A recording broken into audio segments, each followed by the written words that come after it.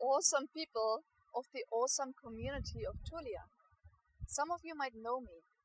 My name is Monique Loxhill, and I've been on one of the all summits of Tulias in Zurich and one in Barcelona. And guess what? I am in a conference in Barcelona right now. And Tulia asked me, well, Monique, every time you come to one of our conferences, you're gaining clients. How do you actually do that? Would you mind sharing some of these tips with our community? And of course, I'm always there to share some advice, some experiences that I gathered along the way with you. So how do I do it? And why actually in the first place is it important when you go to an event to actually offer your audience something that they can take away? That, you gain clients. Well, it might be obvious for a lot of you.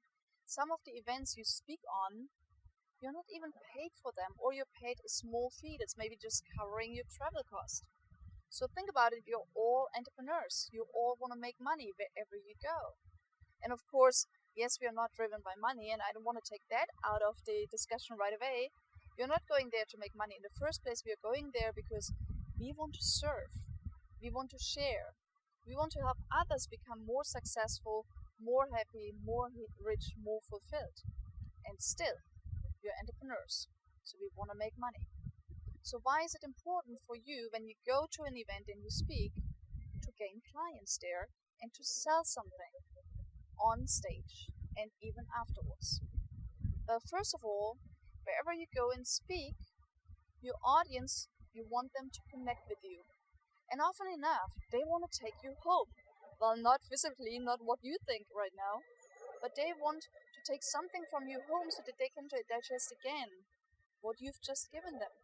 This way you build a much stronger relationship with them over time as well, and they might be coming back to another event where you're speaking just because since your last speech they've seen you and watched you and read something from you many times, and they just want to see you again. So they want to take you home, you want to build a relationship with them. Also, it's important, as we said earlier, you want to make money. You want to cover your travel cost if you're traveling somewhere and speaking even for free or for little money. And even if you're well paid on that stage, you're well paid as a speaker already. Most speakers make much more money with what they're selling afterwards. And third, most important also is you make your organizers of the events where you're speaking happy. Because again, they're doing it because they want to serve the world, but also they want to make money with their events.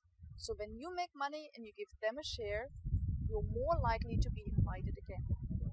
So think again. If you're not selling on stage at the moment, find ways that you can. Now the question is, how do you do it? Well, I would say there is 3 different steps you need to consider. One is, what do you do before you go on stage? What do you do on stage when you sell? And what do you do after you've gotten off the stage to make people to finally really buy something from you? So what do you need to do beforehand? First of all, you need to be clear what you want to sell. Do you want to sell this kind of program, a live program or an online program that deepens the knowledge and experience of what you shared with people on that stage for the people that you speak to? Do you want to sell a program, or do you want to sell a book? Or do you want to sell, a membership or whatever it is? Get very clear beforehand what you want to sell and then prepare. Of course, what you want to sell needs to be ready the moment you're selling it, or at least the first steps need to be ready. For example, when you want to sell an online program, everyone is telling me, Monique, first I need to have my online program entirely ready and then I can start selling. No, you don't. You need to have the first couple of sessions, the first couple of steps ready, and then you can build the rest while you're actually delivering that program. So get it clear that you need to have something prepared. If you want to sell an ebook, of course the ebook needs to be written. If you want to sell a book, the same, it needs to be written. If you want to sell a membership or anything else, it needs to be in place. So you need to get clear on what you want to sell, prepare. You also need to be clear on the process of how you're going to sell it and how you deliver it. So you need to be clear on, in what way will people buy it from you? Will they buy it from you at the event? Or should they buy it through a website or in which other way would they buy it from you? And you need to prepare. You need to set it up technically, right? Also, you need to be clear on how you deliver it. Do you want people to buy something online? Then of course you need to have the technical platform ready on where do they log in. You need to have a landing page. You need to have a payment process in place. That's related to the selling part. And then also you need to have the pages set up or the email set up in which you deliver then whatever you're selling. So let's summarize again. You need to prepare. You need to know what product, what offer you want to make. You need to have the process clear on how they buy and how you're going to deliver it. And then you need to have the product in place itself. And then you're ready to go.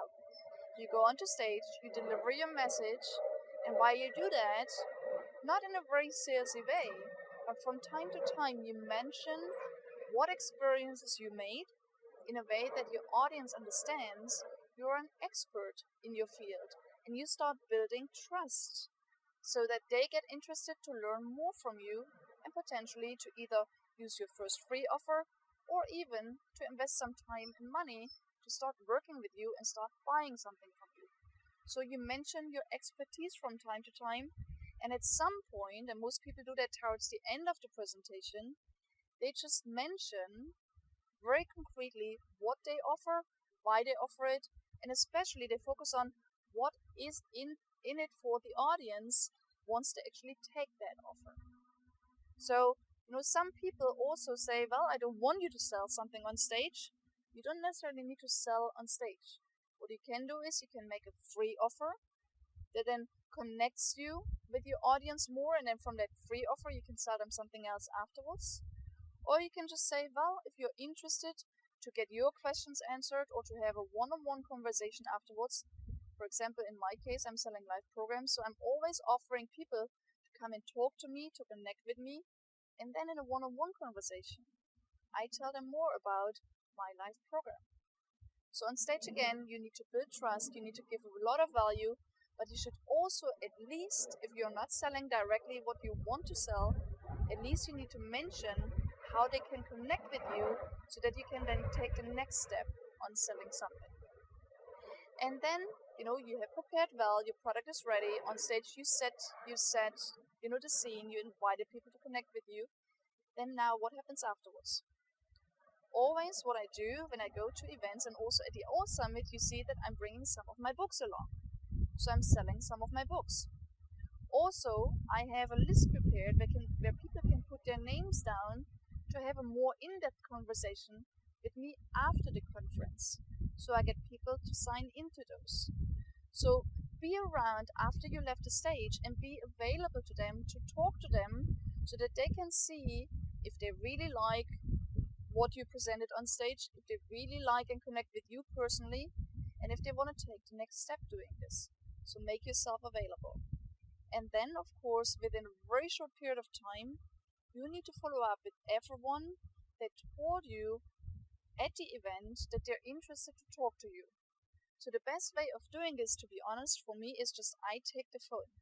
The next day, or if it's a weekend, at least on Monday, I take the phone and I call people. So of course you need to ask them for their phone number as well. And most people, if they like you, if they start trusting you, they will give you their phone number. So I call them and I say, hey, here's Monique. It's great that we connected at this event. I really would like to offer you some more time to talk about your specific business. When are you available? Or something like that. Maybe not exactly with those words, but you know what I mean. So basically, you call them, you make an appointment. If you have 10 people on your list, guess what? Within an hour, you reached probably 8 of them. And you have an appointment in your agenda. And of course, you talk to them at the agreed time. You tell them about what you're offering, but most importantly, and I don't want to give you now a session on how you're selling, but you need to first listen.